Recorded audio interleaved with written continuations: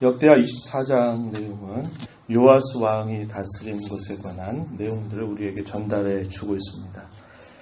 7살의 왕이 되어서 40년 동안 이 유다 나라를 다스리게 됩니다. 그런데 그의 생애를 크게 전반부와 후반부로 나눠볼 수 있는데, 전반부의 삶은 여호야다와 함께 있는 시간 동안에는 그가 하나님 앞에 선하고 좋은 일들을 하게 되지만, 여호야다가 세상을 떠나고 난 다음에 그의 후반부에 유다를 다스릴 때에는 그가 변절하게 되는 안타까운 모습을 보여주게 됩니다.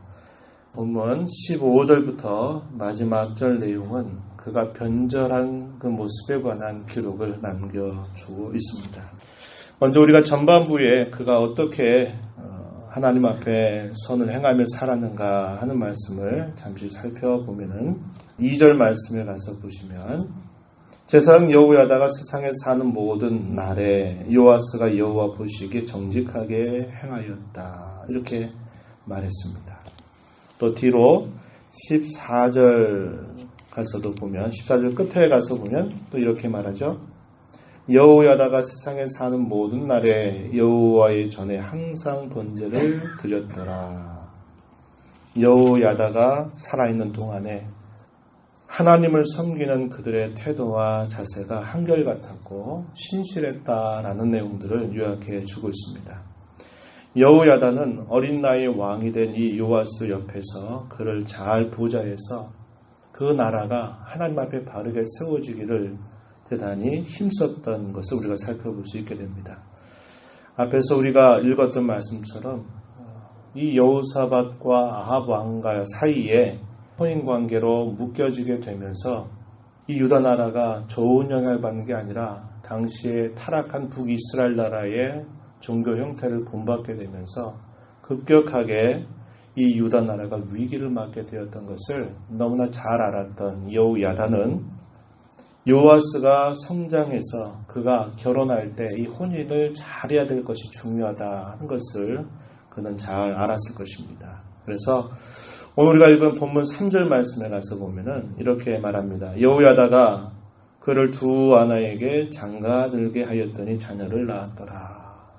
여호야다는 요아스 왕이 결혼한 문제까지도 깊이 관여를 하면서 앞에서 잘못된 혼인관계로 인해서 유다 나라가 또다시 어려움을 당한 일이 없도록 하려고 대단히 힘을 기울였던 것을 우리는 보게 되는 것입니다.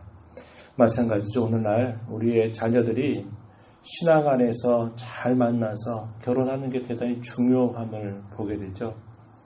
신앙 안에 잘 만나게 되면 계속적으로 그 신앙의 계대를 잘 이어가는 데 큰 도움이 되지만, 그렇지 않게 될 경우에는 그 신앙으로부터 멀어지는 게 너무나 많이 벌어지고 있는 현실이다 하는 것입니다. 그래서 우리의 자녀들이나 손자, 손녀들이 하나님을 경외하는 사람을 만나는 일들을 위해서 또 기도해야 되고 그 일들을 위해서 힘써야 되는 이유를 우리는 여기서도 살펴볼 수 있게 되는 것입니다.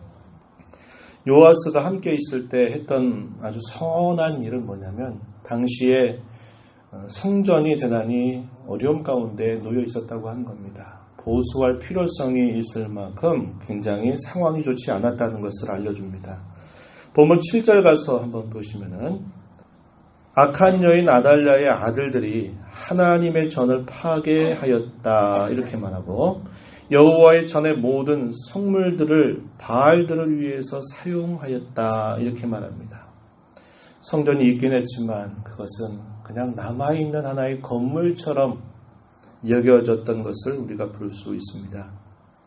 성전이 많이 파괴되는 상황이 벌어졌고, 또 성전에 있는 소중한 성물들, 기물들이 우상을 섬기는 신전에서 바알들을 위해서 사용하는 일을 전혀 두려워하지 않고 이런 일들을 했다고 이야기합니다. 그래서 이 유다 나라가 큰 종교적인 위기 가운데 있었던 것을 알았던 요아스는 이 일들을 보수할 마음을 갖게 되었습니다. 4절 가서 보면, 여호와의 전을 보수할 뜻을 두고 5절에 제사장들과 레위 사람들을 모으고 그들에게 말해서 이 성전을 보수할 일들을 명령을 내리게 됩니다. 그런데 이 일들이 빨리 진척이 되지 않는 겁니다. 왜냐하면 보수할 만한 재료들 또 그걸 위해서 필요한 돈이 있어야 되는데 그런 것들을 하지 않은 겁니다. 왜 그랬을까요? 유다의 백성들이 성전세를 내지 않은 겁니다. 왜 낼 필요가 없냐면 그것들을 열심히 해서 잘 드리게 되면 그걸 빼가지고 이 아달랴의 아들들, 이 왕자들이 뭘 하냐면 오히려 바알을 섬기는 일에 이것을 악용을 하게 된 것입니다. 그러다 보니까 그들이 성전세를 내야 될 그런 필요를 느끼지 못한 것입니다. 그러다 보니 이 성전을 보수하려고 하는데 이것들이 제대로 진척이 될 수가 없었던 것입니다. 5절 끝에 가서 보니까 레위 사람이 빨리 하지 아니한지라, 빨리 하지 않았다라고 하는 표현이지만 그 이면에는 무슨 뜻이냐면 이 일들이 빨리 성사될 수가 없었다고 하는 것입니다. 그 당시에 그런 상황이었다는 것이죠. 그래서 이 요아스가 백성들을 향해서 이 성전세를 낼 것을 명령하게 됩니다. 9절 말씀 가서 보면 유다와 예루살렘에 공포하는 것이죠. 하나님의 종 모세가 광야에서 이스라엘에게 정한 세를 여호와께 드리라 이렇게 명령을 내리게 됩니다. 그리고는 이 요아스는 성전 문 바깥에다가 하나의 궤를 만들어줍니다. 의무적으로 내야 될 성전세이지만 어떻게 하냐면 자발적으로 내도록 그렇게 한 것입니다. 그래서 한 궤를 성전 문 앞에 두게 했더니 백성들이 이것을 기쁘게 여기고서 그들이 하나님 앞에 봉헌을 하기 시작한 것입니다. 10절에 모든 방백들과 백성들이 기뻐하여 마치기까지 돈을 가져다가 궤에 던지니라. 그들의 마음속에 자원하는 마음을 가지고 하나님의 성전을 보수할 일들을 위해서 헌금하게 된 것이죠. 이러한 정신은 오늘날 헌금하는 정신과 역시 같은 것입니다. 우리가 앞에서 다윗이 여호와의 성전을 짓기 위해서 그가 힘써 헌신했던 모습이나 함께했던 모든 관리들과 모든 백성들이 기쁨과 감사함으로 하나님 앞에 즐거이 드릴 수 있었던 일도 그러하고 요아스가 무너진 종교를 다시 세우기 위해서 성전을 보수할 뜻을 두고 자원하는 마음으로 그들에게 하나님께 바칠 일들을 독려하니까 백성들이 이 일들을 기쁨으로 참여하게 된 것을 우리는 보게 되는 것입니다. 오늘날 우리가 헌금을 드리는 근본적인 정신은 하나님 앞에 이런 마음으로 드리는 것입니다. 자원해서 기쁨으로 하나님 앞에 드리는 그런 자세를 우리는 여기를 통해서 확인해 볼 수 있습니다. 이 일들이 이제 신속하게 잘 진행이 되었습니다. 12절 가서 보면 왕과 여호야다가 그 돈을 여호와의 전 감독자에게 주어서 석수와 목수들로 하여금 여호와의 전을 보수하게 하였고 철공과 노쇠공들을 고용해서 여호와의 전을 수리하게 했더니 이 일들이 잘 진척이 돼서 여호와의 전을 이전 모양과 같이 견고하게 완성하게 됩니다. 이 유다의 종교가 회복되는 그런 큰 일을 이 요아스가 여호야다와 함께 감당을 하게 되었습니다. 문제는 이 여호야다가 떠나고 난 다음에 생겼습니다.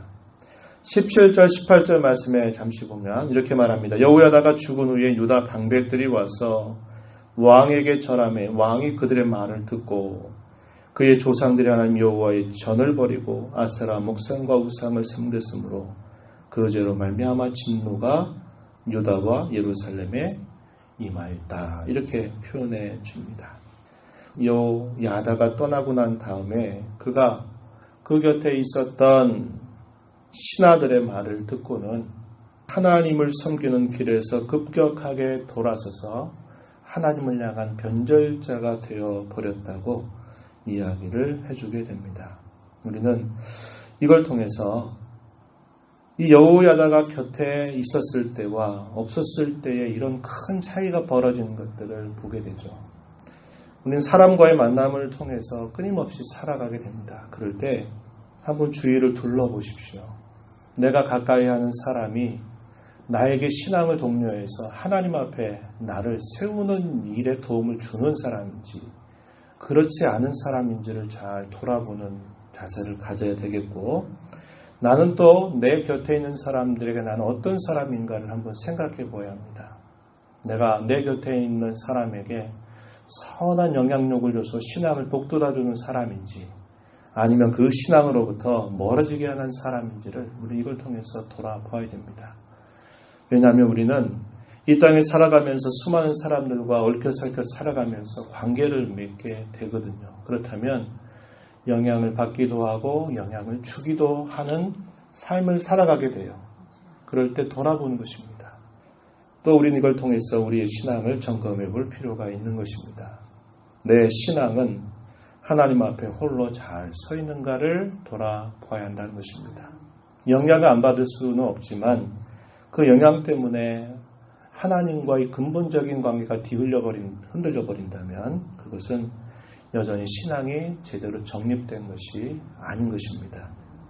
다른 사람이 어찌하든지 나는 나의 신앙을 지키리라고 하는 그런 신앙의 자세를 갖기 위해서는 우리의 신앙의 근본적인 정립이 필요한데, 그것은 곧 하나님과의 관계입니다. 인격적 신앙 관계입니다. 그게 정립이 되지 않으면 항상 주위에 있는 사람들에게 휘둘리게 되고, 주위에 좋은 사람이 있으면 좋은 영향을 받는 듯 하지만 그렇지 않게 되면 또 나쁜 영향에 같이 휩싸여 버리게 되는 잘못을 범할 수 있게 되는 것입니다.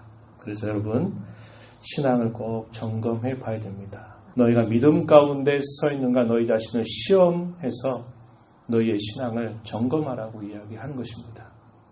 하나님께서는 그들에게 선지자를 보내서 그 일이 잘못됐다고 하는 것을 이야기합니다. 경고도 하고 또 그것을 돌이킬 것을 이야기하지만 벌써 이미 그는 변절자가 돼서 그의 말을 듣지 않는 것입니다. 특별히 하나님께서 보내셨던 이 선지자가 누구냐면 여호야다의 아들이었던 스가랴라고 하는 사람입니다. 이 여호야다가 어떤 사람이었어요? 자기를 왕위로 이어가게 하기 위해서 목숨을 걸고 자기를 6년 동안이나 지켰던 인물이고, 또 그로 하여금 왕이 되게 해서 하나님을 신실하게 섬기는 그런 나라가 되게 하도록 얼마나 많이 그를 돕고 그와 함께하면서 좋은 영향을 줬는 사람인지 몰라요. 그런데 그의 아들이었으면 적어도 요아스가 그에게 큰 도움이 됐던 그 사람의 아들이라면 그런 뜻에서라도 그의 말을 귀를 기울여야 되는데, 그의 마음은 대단히 완고했기 때문에 바른 말을 하고 돌아오라고 말하는 이 선지자의 말을 듣지 않고 오히려 그를 돌로 쳐 죽이는 악행을 저지르게 되었습니다. 그 일가닥에 그에게 어떤 일이 생기냐면, 아람 군대가 적은 무리로 왔지만 여호와께서 심히 큰 군대를 그들의 손에 넘기셨다, 이렇게 말합니다. 아람 군대는 숫자적으로 적었다고 이야기해요. 그런데 심히 큰 군대를 그들의 손에 넘겼다는 말은, 심히 큰 군대는 유다의 군대를 말합니다. 그들 누굴까요? 아람의 작은 숫자의 군대의 손에 넘기셨대요. 이런 일이 벌어졌습니다. 대부분 어떤 일이었어요? 많은 이방의 나라들이 대군, 엄청나게 많은 그런 군대를 데리고 유다를 치려고 할 때, 유다는 힘으로 봤을 때는 대단히 작은 것에 지나지 않아요. 그러나 하나님이 함께 하셔서 그 큰 이방의 대적들을 유다의 작은 군사들에게 넘기셔서 이 유다 나라가 대승을 거두어 하나님이 인도하시는데, 반대입니다. 지금은 유다의 군대가 크고 아람의 군대가 작은데 유다의 군대를 작은 아람의 군대의 손에 넘겨버리셨다는 얘기는 전쟁에서 대패를 당하게 되었다는 것을 말합니다. 그 이유에 관해서 말씀해 주기를 24절 중간에 이는 유다 사람들이 그들의 조상들의 하나님 여호와를 버렸기 때문이다, 이렇게 말하는 것입니다. 하나님이 함께 하시지 않으면 아무리 될 것 같아도 안 되게 되어 있는 것이 하나님의 백성들을 향한 하나님의 섭리입니다. 반대로 도무지 안 될 것 같지만 하나님이 위하시고 함께 하시면 안 될 일이 되도록 하나님은 인도해 주시는데, 이 요아스는 안타까운 안 좋은 예의 한 모습을 보여줌으로 그의 생애를 마치게 되었던 것을 우리는 보게 되는 것입니다. 저와 여러분이 오늘 이 말씀을 보면서 조금 전 말씀드렸던 것처럼 나는 어떤 영향을 주고 어떤 영향을 받고 있는가를 한번 생각해 봐야 되겠고, 또한 나는 하나님 앞에 내 신앙이 홀로 서 있는 것인가 아닌가를 점검해 봐야 됩니다. 고난과 박해의 시대에는 이렇게 모여서 함께 예배할 수 있는 일이 안 돼요. 다 고난 가운데 흩어지게 되면 그 신앙 누가 지키게 됩니까? 다른 사람이 여러분의 신앙을 보장해 주겠습니까? 목사가 혹은 여러분의 곁에 있는 가까운 사람이 여러분의 신앙을 지켜주겠습니까? 아니거든요. 홀로 서야 될 때가 있는 것입니다. 그런 신앙을 잘 다져가면서 하나님을 섬기게 되는 모두가 되기를 진심으로 바랍니다. 하나님 아버지 감사합니다. 이 새벽 시간에 저희들을 불러주셔서 오늘도 주님 앞에 저희들을 세워주심을 감사합니다. 우리의 곁에 있는 많은 사람들 가운데 우리는 영향을 주고받는 일들에 대단히 익숙한데, 하나님, 저는 어떠한 사람으로 영향을 주고 있고 어떠한 영향을 받고 있는지를 잘 돌아보는 아침이 되기를 바랍니다. 뿐만 아니라 하나님과의 근본적인 신앙의 관계가 잘 정립돼서 세상이 어떠하든지 또 주위에 있는 사람들이 어떠하든지 하나님 앞에 신앙을 잘 지켜갈 줄 아는 그런 신앙으로 저희들을 세워 주시옵소서. 은혜의 보호자 앞에 나와 간구하오니 저희들을 긍휼히 여겨 주옵시고 또 주의 크신 은혜를 힘입고 오늘도 주와 동행하는 삶을 살아가는 모두가 되게 해 주옵소서. 예수님 이름으로 기도하옵나이다. 아멘.